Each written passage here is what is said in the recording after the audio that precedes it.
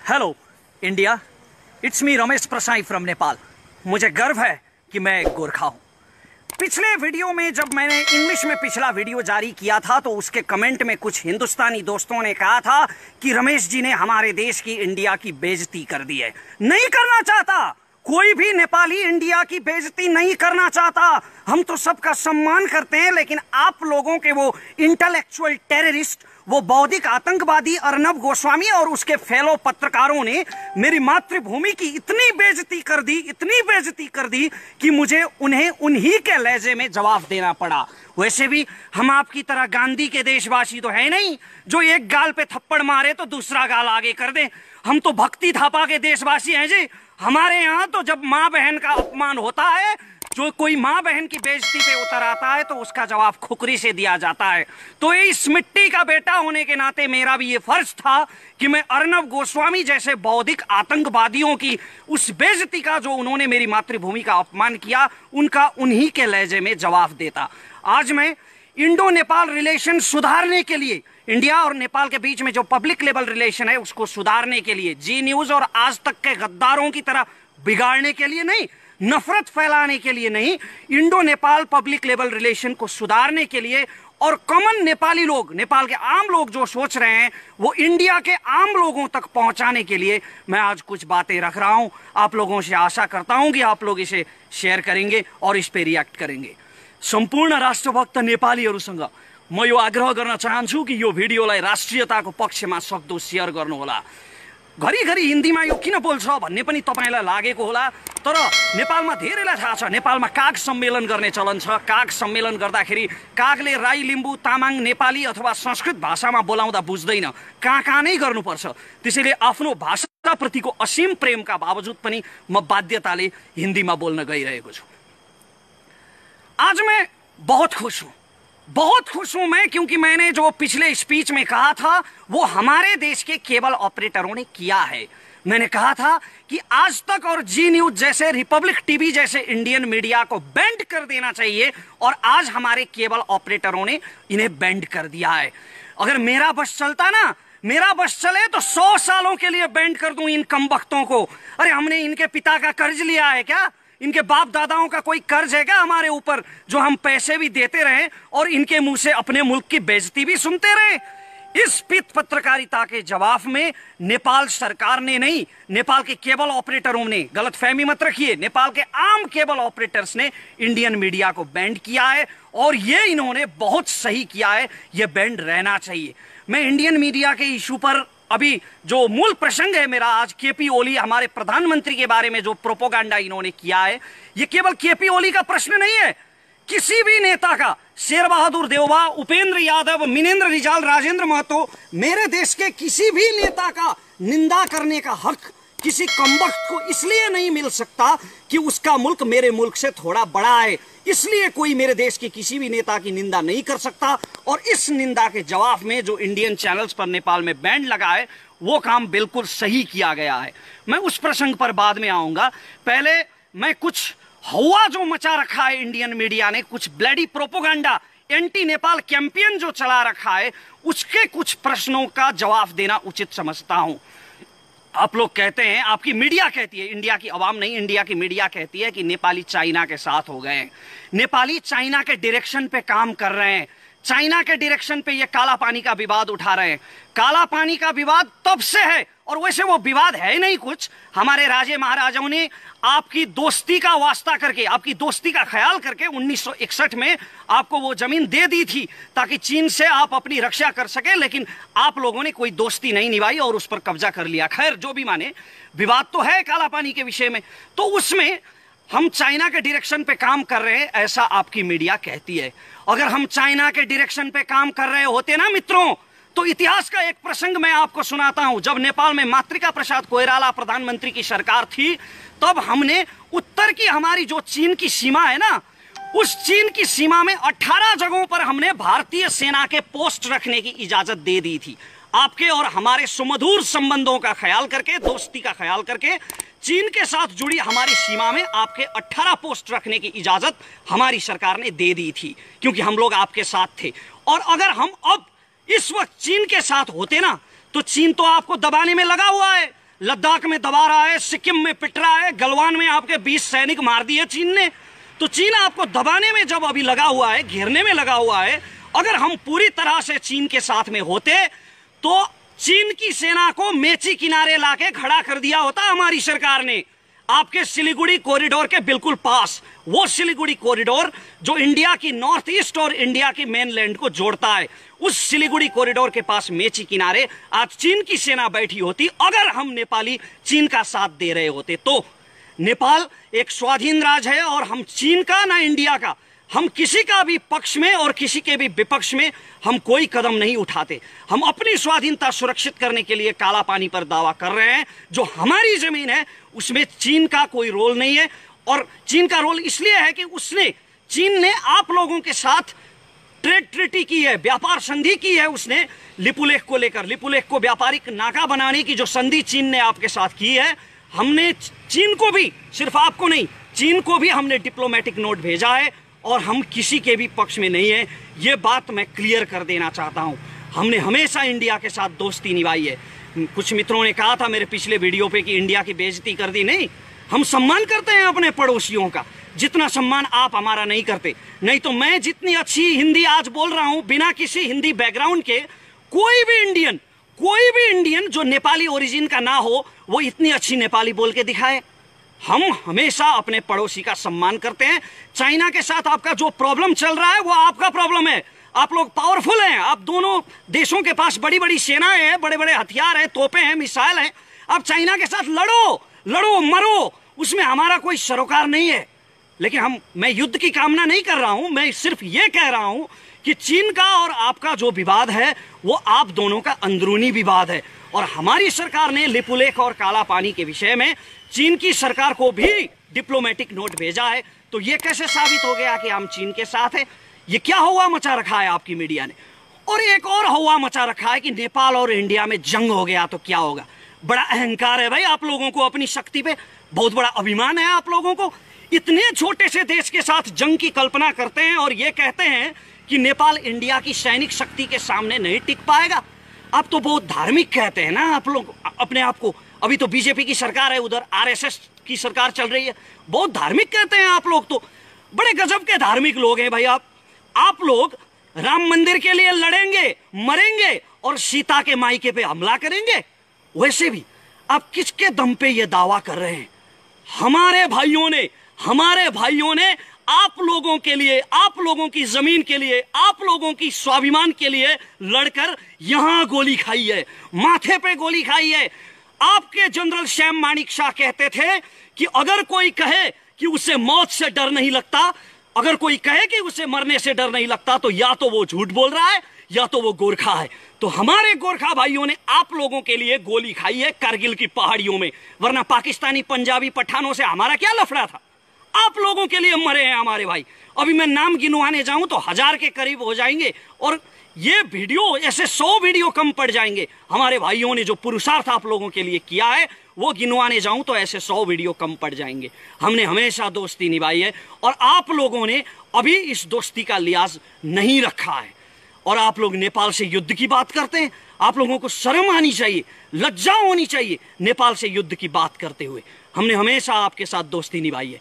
लश्कर ए तैयबा का टेररिस्ट हाशिम भटकल और टुंडा जो नेपाल में छुपे हुए थे, वो हमारी अथॉरिटी की मदद से इंडियन अथॉरिटी के हवाले हुए हैं। अगर हमारी अथॉरिटी नेपाल में मदद नहीं करती तो थोड़ी पकड़ के इंडिया ले जाते उनको। डॉक्टर अमित कुमार रावत, आपके किडनी माफिया का किंग, जब यहां छुपा हुआ था तो हमने उससे पकड़कर आपके हवाले किया है। तो हमने हमेशा भारत का सम्मान किया है और भारत से दोस्ती निभाई है। लेकिन ये आप लोग हैं जो इस दोस्ती के खिलाफ जा रहे हैं। और स्पेशली इंडिया की आवाम का इसमें कोई दोष नहीं है। इंडिया की आवाम, मैं समझता हूं कि हमारी ही तरह इनोसेंट है, जो आपस में समझदारी चाहती है। लेकिन आपकी मीडिया जो है, जो ये इंटेलेक्चुअल टेररिस्ट हैं, इस वक्त इंडिया को सबसे ज्यादा खतरा इन इंटेलेक्चुअल टेररिस्ट से है। ये बौद्धिक आतंकवादी जो आपस में नफरत फैला रहे हैं, अपनी बौद्धिकता का दुरुपयोग कर रहे हैं, ये लोग इंडियन अवाम को नेपाल के खिलाफ भड़का रहे हैं और नफरत पैदा कर रहे हैं। एक और बात मैं यहाँ पे बताना चाहता हूँ। आप लोगों ने बहुत ये हवा मचा रखा है। कुछ लोगों ने कहा था मेरे वीडियो के जवाब में, कुछ मित्रों ने भारत से कहा कि ये तो नेपाल ने जमीन छोड़ दी थी, कई सालों पहले काला पानी छोड़ दी थी, तो उसमें अभी काहे का विवाद? वो जमीन छोड़ दो ना, वो तो तुम लोगों ने कई साल पहले छोड़ दी थी। तो आप लोग छोड़ दो ना पाकिस्तान के कब्जे वाला कश्मीर, जो आपने 1948 में छोड़ दी थी। आपके प्रधानमंत्री नेहरू ने तो युद्ध विराम कर दी थी, सीजफायर लाइन वहां पे खींच दी थी, तो वो अभी पाकिस्तान के पास है। तो आप लोग क्यों दावा कर रहे हो उस कश्मीर पे? छोड़ दो ना। बुरा लगा ना मेरे ये कहने से? बुरा लगा ना? ऐसा ही बुरा लगता है, ऐसा ही, ठीक ऐसा ही बुरा लगता है जब कोई अपने देश की स्वाधीनता के बारे में ऐसा कहता है। जमीन 1 इंच भी क्यों ना हो, अपनी जमीन अपने को प्यारी होती है। और आप लोगों की तरफ से, भारत की तरफ से एक मीडिया पर्सन ने यह भी कहा था, मैंने एक मीडिया आर्टिकल सुना था जहां वो सज्जन ये कह रहे थे कि अभी काला पानी हमारे पास है, नेपाल के पास नहीं है। तो आपके बाप दादाओं का जहां तक राज था, आपके बाप दादाओं ने जहां तक अपनी सीमा फैलाई थी, क्या वहां तक मांगोगे आप लोग? इस हिसाब से तो नेपाल सतलज तक था पश्चिम में, और पूरब में टिस्टा तक था। हाँ, सही कहा। मांगने को तो हम वहां तक भी मांग सकते हैं, दावा हम वहां तक भी कर सकते हैं। ये मैं कोई अर्नब गोस्वामी की तरह हवा में नहीं चिल्ला रहा हूं, पागलपन के दौरे नहीं पड़ रहे हैं मुझे, हिस्टोरिकल फैक्ट की बात करता हूं। 1950 में जब नेपाल भारत मैत्री संधि हुई थी, तो उस मैत्री संधि में यह कहा गया था कि सुगौली संधि खारिज हो चुकी है और ब्रिटिश सरकार से हुई सारे समझौते खारिज हो चुके हैं। तो इस हिसाब से अगर सुगौली संधि खारिज हो गई तो टिस्टा से सतलज तक की जमीन तो हमारी हुई ना। अगर आप लोग सुगौली संधि मांगते हैं तो सुगौली संधि के नक्शे में लिखा है, उसके डिस्क्रिप्शन में लिखा है कि काली नदी का ओरिजिन जो है वो लिम्पियाधुरा है। वो ब्रिटिश के नक्शों में लिखा है, कई नक्शों में लिखा है। और इतना भी दूर जाने की जरूरत नहीं है, अभी तो बीजेपी की सरकार है ना वहां। आरएसएस के कार्यकर्ता तो बस स्कंद पुराण उठा के देख लें। स्कंद पुराण के मानस खंड के 9वें, 10वें और 11वें श्लोक में महाकाली नदी का वर्णन किया गया है, और उसमें यह लिखा गया है कि लिपुलेख पर्वत से पश्चिम का भाग जो है लिम्पियाधुरा, वो काली नदी का ओरिजिन है। तो या तो आप लोग सुगौली संधि को मानेंगे और लिपुलेख, या तो आप लोग सुगौली संधि को मानेंगे और लिम्पियाधुरा काली नदी का ओरिजिन होगा, या तो आप सुगौली संधि को नहीं मानेंगे। अगर खारिज मानेंगे तो फिर टिस्टा से सतलज तक हमारा है। और अब मैं मूल प्रसंग पर आता हूं, जो हमारे प्रधानमंत्री के बारे में अभी प्रोपोगंडा चला रखा है आपकी मीडिया ने। अरे कौन कमबख्त गया भाई बालुआटार? जी न्यूज का कौन सा कमबख्त पत्रकार गया बालुआटार और उसने सुन लिया वो कन्वर्सेशन जो प्रधानमंत्री और चीन के राजदूत हो यांकी के बीच में हुआ था? किसने सुना वो कन्वर्सेशन और किसने रिकॉर्ड किया? किस बेस पर ले आए ये पीत पत्रकार ये कन्वर्सेशन? अरे बेशर्मो, कुछ तो शर्म करो। किसी देश के प्रधानमंत्री के बारे में बात कर रहे हो तुम लोग, और प्रधानमंत्री जो बुजुर्ग हैं, अभी अभी किडनी ट्रांसप्लांट हुआ है उनका, फिर भी दम उनमें इतना है कि एक छोटे से देश में बैठ के दिल्ली हिला रहे हैं। तो प्रधानमंत्री के बारे में ऐसे निराधार बात, ऐसे निराधार प्रोपोगंडा किस बेस पर फैलाए गए? किस कमबख्त ने वहां पे सुना और किसने रिकॉर्ड किया? ये कुछ नहीं, बस जी न्यूज ने कहा और हो गया। तो ऐसे जो इंडियन मीडिया ने ये प्रोपोगंडा फैला रखा है, इन्होंने जो ये फेक न्यूज फैला रखे हैं, इसमें इंडियन मीडिया का ही नहीं, इंडियन गवर्नमेंट का भी दोष है। अरे लॉ एंड ऑर्डर नाम की कोई चीज है कि नहीं आप लोगों के यहाँ? आप लोग तो बहुत बड़ी बड़ी बातें करते हैं कि भारत दुनिया का सबसे बड़ा लोकतंत्र है। तो लोकतंत्र में लीगलिटी नाम की भी कोई चीज होती है, लोकतंत्र में कानून नाम की भी कोई चीज होती है। और अगर भारत सरकार सच में नेपाल से दोस्ती बढ़ाना चाहता है, सच में नेपाल से बिगड़े हुए संबंधों को सुमधुर करना चाहता है, तो भारत सरकार को यह चाहिए कि जी न्यूज को तुरंत ब्लैकलिस्टेड करें। जी न्यूज और इससे जुड़े जितने भी मीडिया हैं, उनके ऊपर भारत सरकार को कानूनी कार्रवाई करनी चाहिए। अगर यह किया गया तो एक उदाहरण होगा, और नेपाल के लोगों के मन में जो भारत के प्रति जो अविश्वास खटक रहा है, वो अविश्वास कुछ हद तक उसका समाधान निकल पाएगा। तो ये भारत सरकार को करना चाहिए, और इंडिया की आवाम, इंडिया की जनता जो नेपाल और भारत का संबंध सुमधुर हो, सुदृढ़ हो, ऐसा चाहती है, उन्हें भी ऐसे चैनलों का बहिष्कार करना चाहिए। ये इंडियन मीडिया है ना, जो ये पूरे साउथ एशिया के लिए कैंसर बन चुका है, ये ब्लडी प्रोपोगंडा यूनिट बन चुका है। इनको कोई सच नहीं चाहिए, सच का व्यापार करते हैं ये। और इससे केवल नेपाल ही पीड़ित नहीं है, सिर्फ हम ही पीड़ित नहीं हुए हैं इससे आपका भारत भी उतना ही पीड़ित हुआ है। ये लोग कोरोना के बढ़ते संक्रमण और क्वारंटाइन में पीड़ित भारतीयों की बात नहीं करेंगे। ये लोग एक पेपर में जो खाना खा रहे होते हैं, अखबार के कागज में खाना खा रहे होते हैं, जो उन पीड़ितों के बारे में बात नहीं करती है, उन गरीबों के मजदूरों के बारे में बात नहीं करती है। हिंदू मुस्लिम की बात करेंगे, तबलीगी जमात की बात करेंगे, कम्युनल हार्मनी को बिगाड़ने के लिए और उसका व्यापार करने के लिए। ये मैं फैक्ट के आधार पे कह रहा हूं, ऐसे ही नहीं कह रहा हूं। कोबरा पोस्ट ने, वो चाइनीज नहीं है कोई कोबरा पोस्ट, वो इंडियन मीडिया है, उसने एक रिसर्च किया था आज से 2 साल पहले, जहां पर आज तक जी न्यूज और ऐसे बहुत सारे इंडियन मीडिया के मैनेजर्स और उनके सोर्सेस से मिलकर उन्होंने ये कंफर्म किया था, उनके रिकॉर्डेड बयान थे कि वो लोग पैसे के लिए किसी के भी बारे में घटिया समाचार छाप सकते हैं, किसी के भी बारे में प्रोपोगंडा फैला सकते हैं चंद रुपयों के लिए। ये कोबरा पोस्ट का रिपोर्ट है। और हाल ही में आप ही की एक इंडियन मीडिया ने रिसर्च किया है, जिसमें यह पाया गया है कि बड़े बड़े इंडियन मीडिया और न्यूज चैनल्स के मोर देन 90%, 90% से ज्यादा उनकी खबरें जो होती है वो हिंदू मुसलमान के बेस पर होती है, वो राम मंदिर के बेस पर होती है, ऐसे ही विवादों के बेस पर होती है, विकास के मुद्दों की वो बात नहीं करते। खैर, ये भारत का अंदरूनी मामला है, लेकिन नेपाल भारत का ये जो संबंध अभी इतना ज्यादा नफरत फैला है, इस नफरत के चलते इंडियन मीडिया को बैंड करने का ये डिसीजन ये बहुत सही लिया गया है।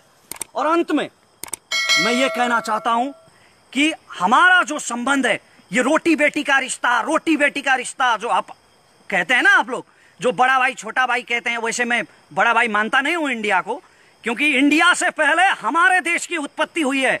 और ये भी मैं फैक्ट के बेस पर कहता हूं। चाणक्य को आप लोग बहुत मानते हैं ना, कौटिल्य को, तो कौटिल्य ने अपने अर्थशास्त्र में लिखा है, जब मौर्य साम्राज्य नहीं बना था, जब चंद्रगुप्त मौर्य ने आपका वो अखंड भारत नहीं बनाया था, वो बनने से पहले कौटिल्य ने अपने अर्थशास्त्र में नेपाल देश का वर्णन किया है। तो इसका मतलब ये होता है कि अखंड भारत से पहले नेपाल का जन्म हुआ है। इसलिए मैं बड़ा भाई मानता नहीं इंडिया को, वैसे भी भाई तो हैं हम। तो ये भाईचारा नहीं हो सकता। आप किसी के प्रति इतना नफरत फैलाएंगे तो ये भाईचारा नहीं हो सकता। हमारा संबंध बहुत पुराना है, इतना पुराना जब मानव सभ्यता का ठीक से उदय भी नहीं हुआ था। हिमालय के हमारे किराती जाके हस्तिनापुर में लड़े हैं महाभारत की लड़ाई में, और राम जानकी का विवाह संगम वो मुझे दोहराने की जरूरत नहीं है। तो इतिहास से वर्तमान तक हमारा एक सांस्कृतिक संबंध भी है, हमारा व्यापारिक संबंध भी है, हमारा बायलैटरल रिलेशन भी है। दोनों तरफ के लोग, अरे आपके देश से तो कई लोग तो यहाँ भिक्षाटन के लिए भी आते हैं। आपके देश में तो वैसे मैंने सुना है धंधा भी चलता है, ये धंधा भी चलता है कि किसी के पैर काट दो, किसी के हाथ काट दो और उसे भीख मांगने के लिए सड़क पे छोड़ दो। ये मैंने आप ही के मीडिया से सुना है। तो वैसे लोग, हाथ पैर कटे हुए लोग सैकड़ों की संख्या में यहाँ आके भिक्षाटन भी करते हैं। तो दोनों तरफ के लोग एक दूसरे के साथ काम करते हैं। और प्रधानमंत्री के साथ, प्रधानमंत्री के विषय को लेकर, प्रधानमंत्री के व्यक्तित्व को लेकर ये जो प्रोपोगंडा फैलाया गया है, इसके बारे में मैं ये कहना चाहता हूं कि ये प्रोपोगंडा अंतर्राष्ट्रीय रूप से भी इसने भारत की बेइज्जती की है। इसे पत्रकारिता के इतिहास में, विश्व पत्रकारिता के इतिहास में इसे काले अक्षरों से लिखा जाना चाहिए। वो आपका देश है, वो आपका देश है जहां सैकड़ों गर्लफ्रेंड्स बदलने वाले चरित्रहीन व्यक्ति को सुपरस्टार का तमगा दिया जाता है। लेकिन हमारे यहाँ कभी नेपाल घूमने आइए आप लोग, नेपाल में कोई भी लीगल रेड लाइट एरिया नहीं है। हम महिलाओं का बहुत ज्यादा सम्मान करते हैं और हमारा नेपाली समाज काफी चरित्रवान है। तो ऐसे प्रोपोगंडा पर यकीन मत कीजिए। और मैं इंडियन पब्लिक से ये निवेदन करता हूं कि ऐसे चैनलों का आप लोग बहिष्कार करें। हमारा जो बायलैटरल रिलेशनशिप है, पब्लिक लेवल रिलेशनशिप है, ये हमेशा चलता रहे। इंडिया और नेपाल दोनों देशों की प्रगति हो, यही मैं अंत में कामना करता हूं। और ये नफरत की दीवार जो ये इंटेलेक्चुअल टेररिस्ट फैलाने की कोशिश कर रहे हैं, आपके और हमारे दिल में जो जहर भरने की कोशिश कर रहे हैं, इस जहर से बचें, मैं ये सबसे प्रार्थना करता हूं। धन्यवाद। जय नेपाल। पक्कै पनि रमेशजी, अलिकति हामीले केही प्रश्न गर्नुपर्ने हुन्छ। तपाईँले यो लाइभलाई काटेर आफ्नो फेसबुक पेजमा पनि राख्न सक्नुहुन्छ र तपाईँले सेयर गर्न मन लाग्यो भने अझ गजब पनि हो, सेयर गर्नु एक किसिमको राम्रो तपाईँको बानी पनि हो, हामी यो भन्न चाहन्छौँ। र तपाईँले हामीलाई यति बेला फेसबुक पेजमा मेरो फेसबुकबाट लाइभ हेरिराख्नु भएको छ, जीवन विष्टको फेसबुकबाट भनेदेखि तपाईँले हामीलाई एक्सन नेपाल अनलाइन टिभीबाट पनि हेर्न सक्नुहुन्छ र फेसबुक लाइभलाई तपाईँले जुनसुकै पेजमा पनि राख्न सक्नुहुन्छ। तर एक्सन नेपाल अनलाइन टिभीको भिडियो राख्नु भएमा चाहिँ हामी उचित किसिमको त्यहाँ व्यवस्था भए अनुरूपको कार्य गर्न बाध्य हुनेछौँ। रमेशजी, के छ आज अन्य समयमा भन्दा अलिकति आवाजमा नम्रता विनम्रता देखियो नि? यो जरुरी छ जीवनजी, किनभने यो सम्बन्ध बिगार्नको लागि होइन। अघि नै मैले भने यो घृणा फैलाउनको लागि बोलिएको होइन।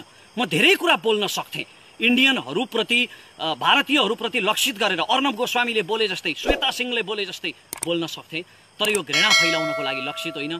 यो मित्रतालाई, यो सम्बन्धलाई सुधार्नको लागि लक्षित हो। हामी एउटा पत्रकारिताको सिकारु विद्यार्थी भएको नाताले पनि विश्वका चाहिँ पत्रकारिताका विभिन्न दर्शन तथा सिद्धान्तहरू र पत्रकारिताका एउटा जुन परिधि नम्स हुन्छ यसलाई हामीले बुझेका छौँ, मिडियाले होइन, एउटा मिडियाको नम्सहरू बुझेका छौँ। तर भारतमा जुन एक किसिमको यो नाङ्गो चरित्र देखियो यसलाई विश्वले कसरी बुझेको छ जस्तो लाग्छ? मैले अघि पनि भने यो विश्वको पत्रकारिताको इतिहासमा यो घटना कालो अक्षरले लेखिनुपर्छ र इतिहासले यसको मूल्याङ्कन गर्नुपर्छ। यो पित पत्रकारिता हो। तर भारतकै बौद्धिक जगतले पनि भारतको यो पत्रकारितालाई त गोदी मिडिया यानि कि सत्ता र शक्तिको पावर वरिपरि घुम्ने एउटा चाहिँ पत्रकारिताको रूपमा बुझ्छ नि? पक्कै पनि र यो स्वाभाविक पनि हो, किनभने भारतीय मिडियामा कहिल्यै पनि सत्ताको विरोध गरिँदैन अधिकांश मिडियाहरूमा। र भारतीय मिडियाले समाजमा चाहिँ हार्मोनी बिगार्ने खालको, साम्प्रदायिकतालाई प्रोत्साहन गर्ने खालका खबरहरू बारम्बार प्रसारण गरिरहन्छन्। यी गोदी मिडिया नै हुन्। र यति बेला चाहिँ हाम्रो मधेसी पहाडी हिमाली भन्ने त्यो भावना छैन। यति बेला हाम्रो राष्ट्रिय एकता साँच्चीकै देखिएको छ होइन। यसमा हामी असाध्यै खुसी हुनुपर्छ। र जति पनि अन्य नेपालीहरू हुनुहुन्छ, यो हिन्दीको जुन हिन्दी भाषाको प्रयोग गर्नु परेको सन्दर्भमा त तपाईँले आफ्नो धारणा राखि नै सक्नु भएको छ होइन। नेपालको प्रेस काउन्सिल र मिडिया जगतले चाहिँ यसमा कस्तो किसिमको भूमिका खेल्न सक्थ्यो र स्वयं परराष्ट्र मन्त्रालयले खेल्नुपर्ने भूमिकाहरू केही थियो कि? नेपालको परराष्ट्र मन्त्रालयले तुरुन्तै एउटा नोट पठाउनु पर्थ्यो, प्रेस नोट, डिप्लोमेटिक नोट पठाउनु पर्थ्यो भारत सरकारलाई, किनकि हाम्रो परराष्ट्र मन्त्री त निकै अलिकति बौद्धिक किसिमको हुनुहुन्छ होइन। प्रधानमन्त्रीको मानहानि हो। हाम्रो परराष्ट्र मन्त्रालयले सोचिरहेको होला, यो विषयमा सोचिरहेको होला, आशा गरौँ। प्रेस काउन्सिलको भूमिकालाई के भन्नुहुन्छ? उसले एउटा चाहिँ लेटर पनि लेखेको भनिन्छ। प्रेस काउन्सिलले वक्तव्य जारी गरेको छ र धेरै पहिला पनि प्रेस काउन्सिलले सरकारलाई यस विषयमा पत्राचार गरेको बुझिन्छ। हामी आम नागरिकको भूमिका के अब यो विषयमा? हामी आम नागरिकले यसरी नै एकअर्कालाई सामाजिक सञ्जालमा जहाँ हामी जोडिन्छौँ, हाम्रा भारतका मित्रहरूसँग जहाँ हामी जोडिन्छौँ, हामीले आफ्नो देशको आफ्नो दृष्टिकोण के हो, हाम्रो देशको आम नागरिकले के सोच्छ, त्यो दृष्टिकोण पुर्याउनमा हामीले आफ्नो भूमिका खेल्न जरुरी छ। बोलेर के हुन्छ भन्ने मान्छेहरू पनि हुनुहुन्छ नि।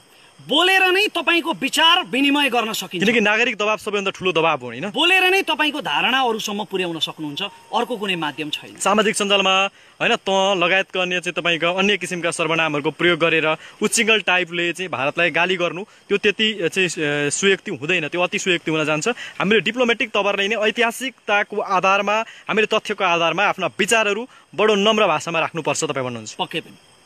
यद्यपि भारतका चाहिँ अन्य जनहरूप्रति हाम्रो एक किसिमको सम्मानै छ। अहिले जुन चरित्र देखिएको छ त्यहाँको सरकारबाट, त्यहाँको राजनीतिज्ञहरूबाट, त्यहाँको मिडियाबाट यो चाहिँ खेदजनक छ। हजुर। र एक्सन नेपाल हेरेर बसिरहनु भएका सम्पूर्ण दर्शकलाई धेरै धेरै धन्यवाद। हाम्रो नियमित कार्यक्रम आउने छ, तपाईँ सेयर गर्न नडराउनु होला, किनकि राम्रो कुरा सेयर गर्दा पैसा लाग्ने छैन, यो निःशुल्क सेयर गर्न सकिन्छ, लाइक गर्न सकिन्छ, कमेन्ट गर्न सकिन्छ आफ्ना विचारहरू, किनकि हामी जति कमेन्ट सायद पढ्नेहरू कोही पनि छैन होला। हामी दिनैभरि कमेन्ट पढ्ने काम नै गर्छौँ। हाम्रो भिडियोहरू जुन जुन ठाउँमा पुगिरहेका हुन्छन्। हामी भन्छौँ र असाध्यै आज जङ्गलको यो भागमा आएर हामीले लाइभ गरिरहेका छौँ। यो धरानको पानमारा जाने जङ्गल हो। यो साँझको समय छ, पानी पनि पर्न लागेको छ, केही देखिँदैन, मात्र यो मोबाइलले खिचेको छौँ। यति भन्दै हाम्रा सम्पूर्ण सहकर्मी मित्रहरू सँगसँगै म जीवन मिश्र र म रमेश प्रसाई आज्ञा हुन चाहन्छौँ। भिडियोलाई सेयर गर्नुहोला। सबैलाई धेरै धेरै धन्यवाद। Hello India, it's me Ramesh Prasai from Nepal. मुझे गर्व है कि मैं गोरखा हूँ। पिछले वीडियो में जब मैंने इंग्लिश में पिछला वीडियो जारी किया था तो उसके कमेंट में कुछ हिंदुस्तानी दोस्तों ने कहा था कि रमेश जी ने हमारे देश की, इंडिया की बेइज्जती कर दी है।